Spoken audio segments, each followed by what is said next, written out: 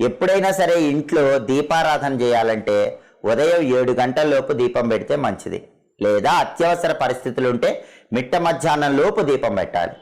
మిట్ట మధ్యాహ్న సమయంలో దీపం ఎట్టి పరిస్థితుల్లో వెలిగించకూడదు. అలాగే ఎప్పుడైనా సరే మీరు దీపం పెట్టాలంటే ముందు నుదుటన కుంకుమ బొట్టు పెట్టుకోవాలి. కుంకుమ బొట్టు పెట్టుకొని దీపాన్ని వెలిగించాలి.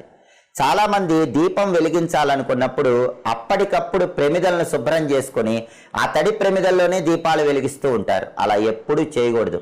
అలా చేస్తే లక్ష్మీ కటాక్షం తగ్గిపోతుంది. దీపారాధన కుందిలో తడి ఉన్నప్పుడు దీపాన్ని వెలిగించకూడదు. ఒక పొడి వస్త్రం తీసుకొని దీపారాధన కుందిని పూర్తిగా తుడిచి తడి మొత్తం పోయిన తర్వాత దీపారాధన కుందులు పొడిగా ఉన్నప్పుడే నూనె పోసి ఒత్తులు వేసి వెలిగించాలి. అలాగే దీపారాధన కుందిలో నూనె పోసినప్పుడు ఆ నూనెలో చేతి వేళ్లు ఉంచకూడదు. ఒకసారి ఒత్తులు వేసిన తర్వాత చేతి వేళ్లు దీప